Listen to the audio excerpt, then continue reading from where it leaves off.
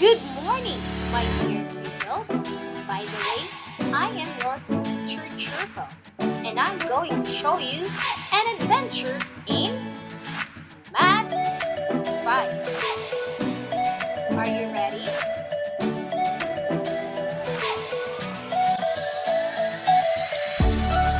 So, before we start our lesson, let us first know what are we going to do for today. Today's lesson is all about finding percentage in a given problem. Again, our objective is to find percentage in a given problem. But first, we need to set some reminders. First, start your day with a prayer.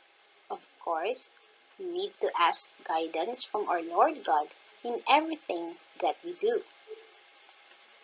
Second, prepare all the things that we need, like ball pen, paper, even books and notebook. Set up your learning space comfortably.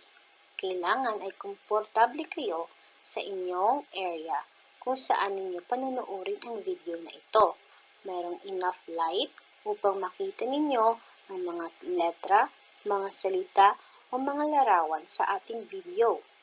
Kailangan rin ay may sapat na hangin upang kayo ay maging presko habang nanonood ng video.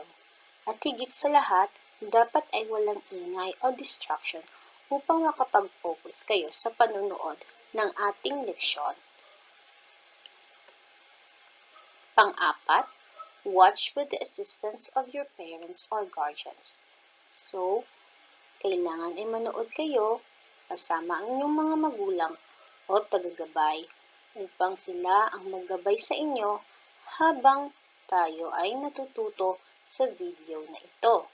At kung wala naman ang inyong mga magulang o di kaya ay guardians, kung mayroon kayong kapitbahay o pinsan na kaklase nyo, pwede kayong manood ng sabay, taking note na kailangan sundin ang safety protocols gaya ng pagsuot ng mask at saka ang social distancing.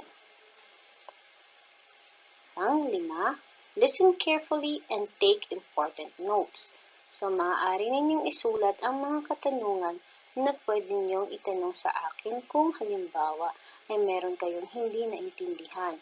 Pwede ninyong sabihin sa mga magulang ninyo at ang inyong mga magulang ang magsasabi sa akin o di kaya ay tatawagan ko kayo upang maliwanagan kayo sa mga bagay na hindi nyo naintindihan.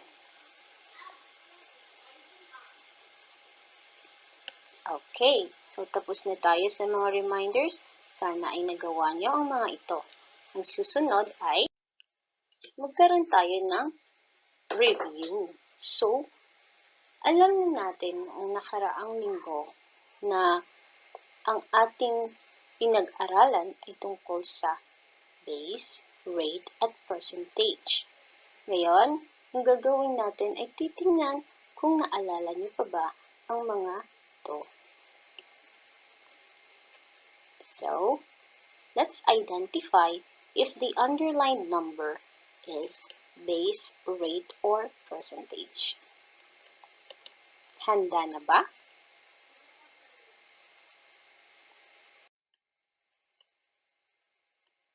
Okay. Una, 20% of 80 is 6. Ang underlined word natin ay, underlined number natin ay 20%. Ano ito? Tama, ito ay rate. Why? Because rate is the expression with percent symbol. Ito lang ang ating itatandaan, yung percent symbol. Yan ang nagpapakita na ang numero ay rate. Pangalawa, 60% of 50 is 30. Ang ating underlined number ay 50. Ano ito? Tama. Ito ay base. Ano naman ang base? Correct. Ang base is the whole or total. So, kung titingnan ninyo, ito ang kabuuang numero. Pangatlo, 27 is 45% of 60. The underlined number is 27. What is this? That's right. This is percentage. And what is percentage? Correct. Percentage is the part of the whole. Parte lang siya ng kabuuang numero. Okay, so nalaman na natin kung ano ang rate, base at percentage. Tingnan natin uli. Ano nga ba ang rate? Tama. Ang rate is the expression with percent symbol. Ano naman ang base? Tama. Ang base is the whole or total. Ano naman ang percentage? Tama ka.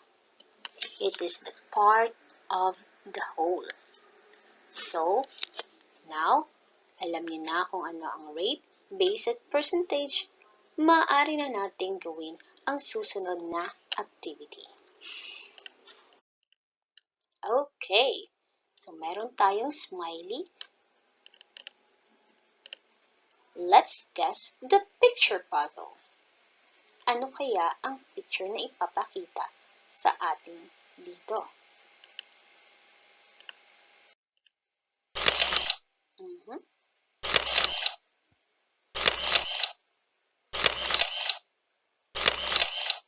May idea na ba kayo?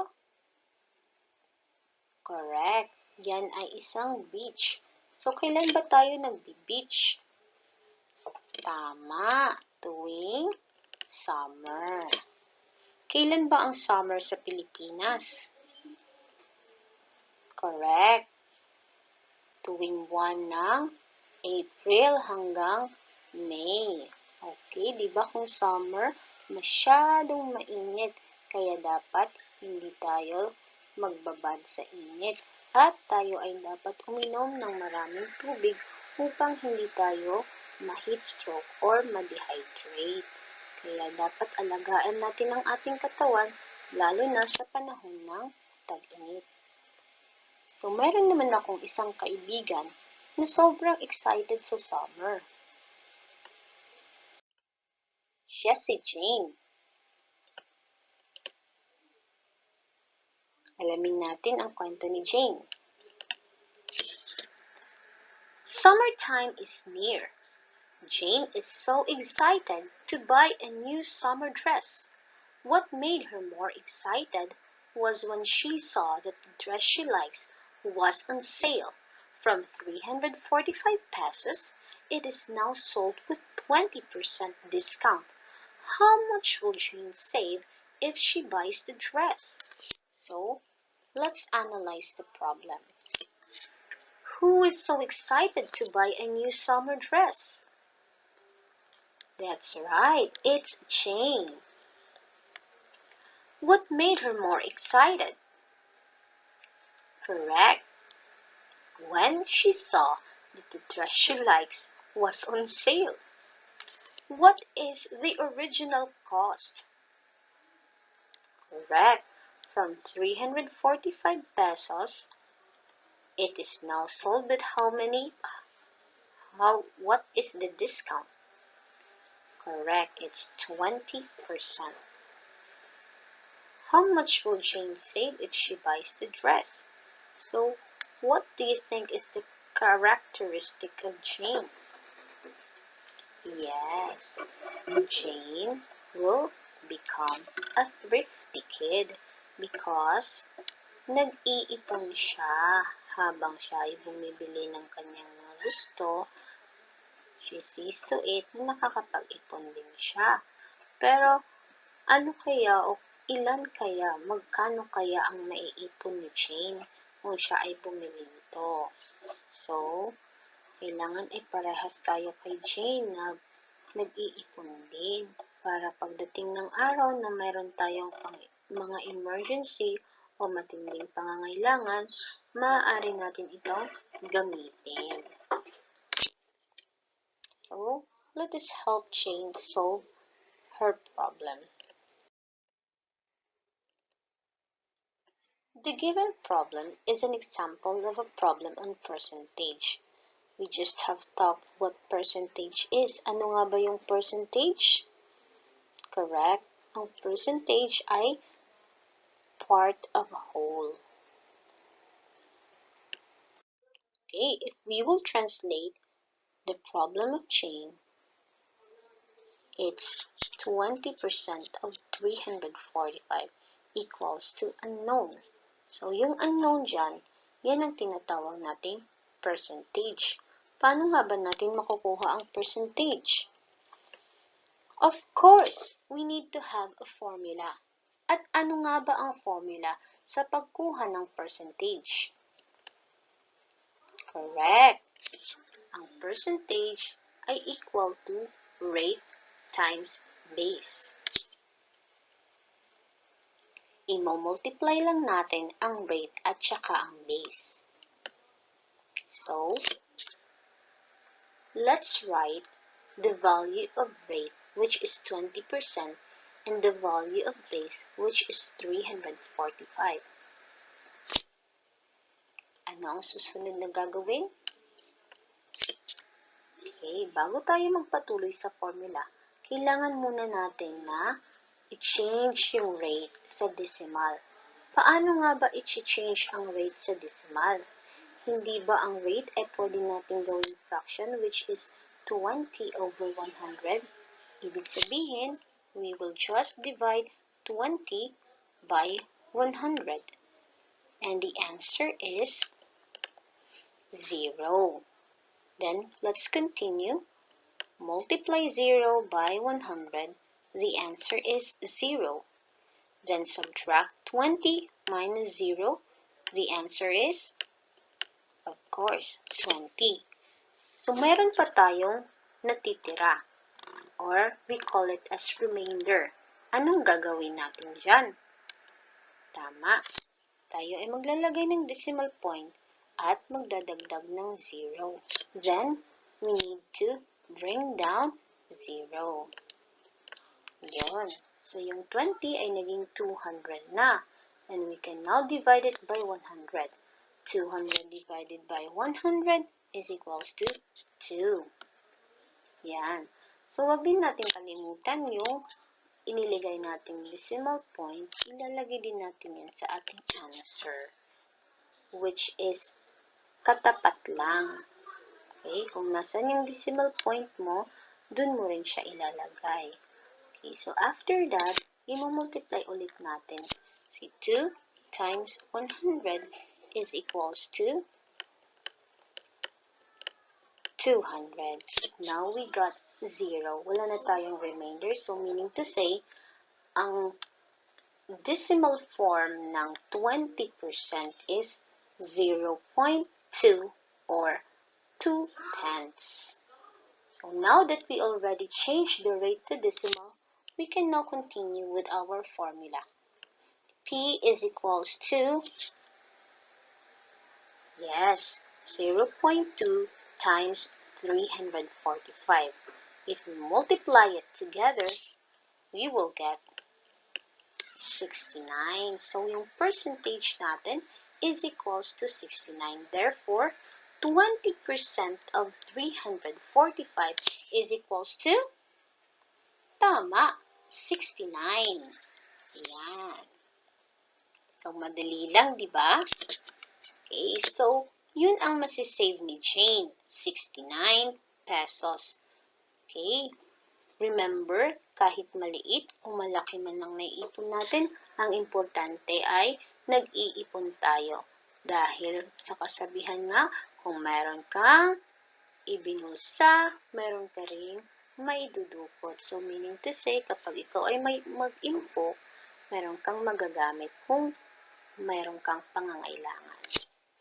Okay, so let us save also like Jane. Yay! So tapos na tayo sa pag-solve ng problem ni Jane. How about if we try more activities like this? Let's have a practice. Sige nga kung makakayanan natin na subukan na sagutin ang pag-find ng percentage in a given problem. So, meron lang tayong mga problems na kailangan na sagutin. Problem number 1. 30% of 120. Ano kaya ang 30% of 120? So, paano natin sasagutin yan? Of course, we need to know about the formula. And what is the formula? Percentage is equals to rate times the base. Ano nga ba ang rate natin? 30%. Ano naman ang ating base? Tama, 120. So, imo-multiply lang natin yan. But, before we proceed to our formula, what do we need to do with our rate? Check. We need to change the rate first to decimal. So, gawin natin yan. Kung naaalala nyo yung ginawa natin kanina, ganun pa rin. Okay? So, yung rate is equals to 30%. Meaning to say that is 30 over 100 or 30 divided by 100. So, ano kayang sagot dyan? Okay, tama. Ang rate is equals to 0.3 or 3/10. So, kanina ay meron tayong isang step na ginawa sa pamamagitan ng pag-divide. Pwede rin natin gawin ang isang step na ito. Ganito. Upang ma-convert natin ang rate to decimal. So, meron tayong 30%. We just have to move 2 decimal places to the left and write the decimal point and the 0. So, you see, pare-parehas lang, di ba? Mas madali pa ito kasi ang gagawin mo lang ay mag-move ng 2 decimal places. Ilagay ang decimal point and where's the second decimal place and then dagdagan ng 0. You can omit the 0 here since it doesn't have value. So, yung rate natin is 0.3 or 3/10. So, ano kayang mas maganda? Mas madali bang mag-divide or mag-move ng decimal places? So, whichever is easier for you, you can apply it. Okay, so, dito na tayo. Ipagpapatuloy na natin ang formula since na-convert na natin yung rate natin to decimal. So, percentage is equals to 3/10 times 120. Multiply lang yan, and the answer is 36. Therefore, 30% of 120 is 36. Nasusundan ba ninyo? Okay, meron pa tayong isa. Okay, 75% of 40. Ano kaya ang percentage nito? Remember, kailangan ay malaman muna natin ang ano? Ang formula. At ano nga ba ang formula sa pagkuha ng percentage? Correct. Percentage is equals to rate times base. Ano yung rate natin? Tama, 75%. Ano naman yung base natin? Tama, 40.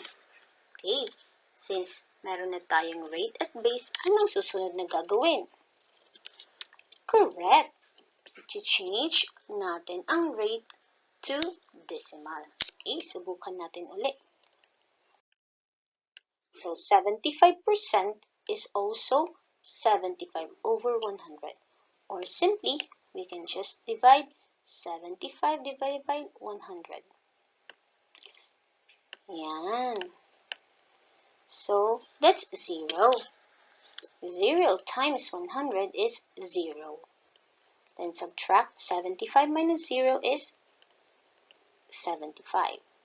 Since meron pa tayong remainder, ang gagawin natin ay, tama, mag-add ng decimal point and then add 0. Anong gagawin natin sa 0? Bring it down. So, meron na tayong 750. So, 750, i-divide natin ulit by 100. And what's the answer? 7. Tama ka. Then, multiply natin 7 times 100 is equals to 700. Then, i-subtract natin 750 minus 700 is equals to 50. So, meron pa ulit tayong remainder. Anong gagawin natin ulit? Yes, mag-a-add tayo ng another 0 and we will bring it down. So, 500, i-divide natin ulit sa 100. That is equals to 5. So, kailangan ay tapat ang paglalagay natin ng ating sagot or quotient dito. Then, kapag nalagay na natin yung quotient, we will multiply it again. 5 times 100 is, of course, 500. And sunod ay, i-subtract natin 500 minus 500 is equals to 0. So, since wala ng remainder, our final answer is 0.75. Meaning to say, if we change the rate to decimal, 75% is also the same as 0.75 or 75 hundredths. Nakuha na ba? Okay, so since na-change na natin ang rate to decimal, we can now continue to our formula. So 75% of 40 percentage is equals to rate times base, wherein our rate is 75 hundredths times 40. If we multiply it together, the answer is 30. So, ibig sabihin, 75% of 40 is equals to 30. Magaling. So, nakuha natin. Magaling talaga kayo. Okay. O, ngayon, meron akong katanungan para sa inyo. Handa na ba kayo? Okay, madali lang. How do we find the percentage in a given problem? Tama! By using a formula, percentage is equals to rate times the base. But before we proceed to the formula, what are we going to do first? Correct.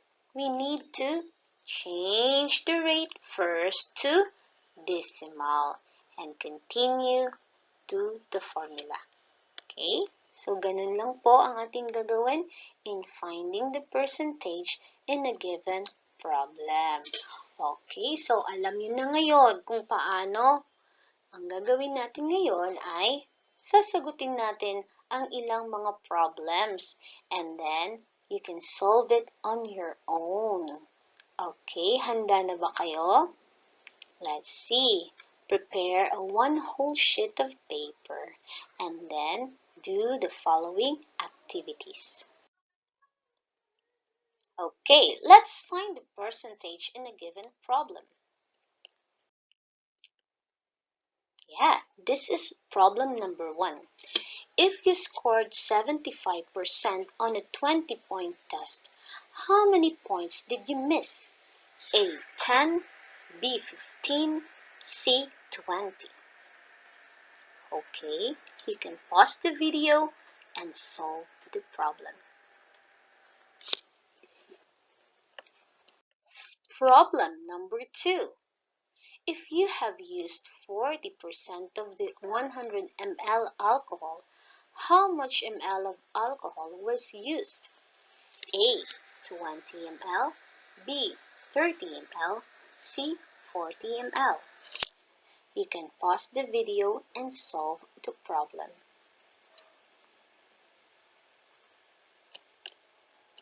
Number 3. Your mother gave you 50 pesos for a snack. You spent 20% of it. How much did you spend? A. 10, B. 20, C. 30. Pause the video and solve the problem. Problem number 4. Your sister needs money for her project, but she doesn't have enough money to make her project. You want to give her 50% of your 500 pesos savings for your birthday. How much will you give to your sister? Okay, ang galing naman ni sister, ang bait-bait kasi nagbibigay siya ng kanyang savings sa kanyang sister para makagawa siya ng project. Okay, ang bait-bait.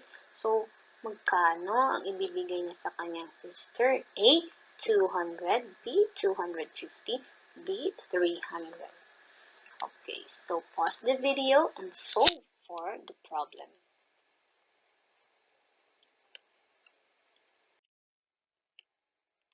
Number 5. Since it's pandemic, your father planned to plant vegetable on your garden lot. You have planted 60% of your 50 plots. How many plots have been planted? A. 10, B. 20, C. 30. Pause the video to solve the problem. So, maganda yan na nagpa-plant ng vegetables kasi yan talaga ang dapat, lalo na ngayon na meron tayong kinakaharap na pandemic. Okay, so if you are all done, let us now know all the answers. Are you ready? Okay, let's see. I'm so excited. Here we go. The answers. Number 1 is B. Did you get it correctly? Good. Number 2 is C. Are you correct? Very good. Number 3 is A. Did you get it correctly? Thumbs up for you. Number 4 is B. Very good kung nakuha nyo.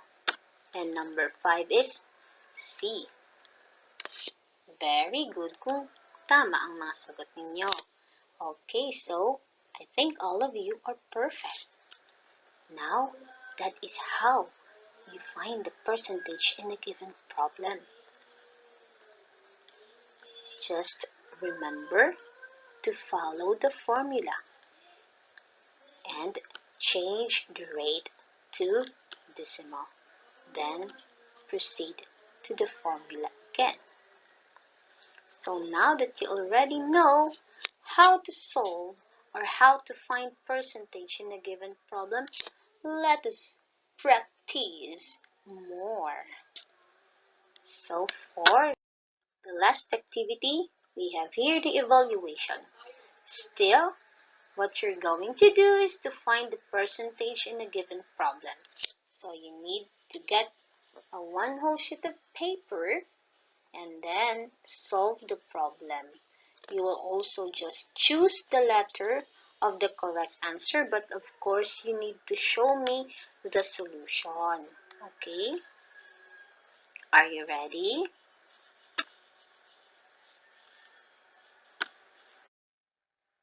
Okay, number 1. I want to collect 1,000 cans of food. I am 50% complete with my final goal. How many cans did I collect? A.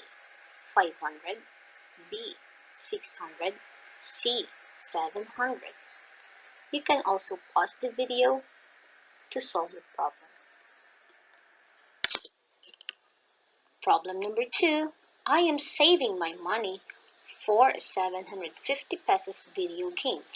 If I have saved 25% of the money I need, how much money have I saved?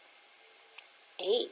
177.50, B. 187.50, C. 197.50. You can pause the video to solve the problem. Number 3. There are 12,000 election volunteers in Barangay Kaibaan. Due to the tedious task given to some of them, 30% of them were not able to vote. How many of them were not able to vote? A. 1,006, B. 3,600, C. 4,700. Number 4. What is 20% of 5,000? A. 1,000, B. 2,000, C. 3,000. Number 5. What is 16% of 60? A. 7.6, B. 8.6, C. 9.6. Okay, so if you are done, you keep your paper and put it in the envelope, and your parents are going to submit it in school. So, the answers for this will be revealed next week. Okay? Don't you worry, because I know every one of you will be perfect. Okay, so for additional activities, if you got everything correct, you will have your enrichment activities. And if not, it's okay. We have so many activities, remedial activities for you. So I will be giving you your activity sheets, and then you will just answer for enrichment or for remedial, so that you can enhance your skills in finding the percentage in a given problem. So do not forget also to open your book on 21st Century Mathletes Textbook Grade 5, pages 197 to 205. Makakatulong ito sa inyo upang mas lalo ninyong maunawaan ang ating leksyon. Okay, so this has been your Teacher Trupel saying, magandang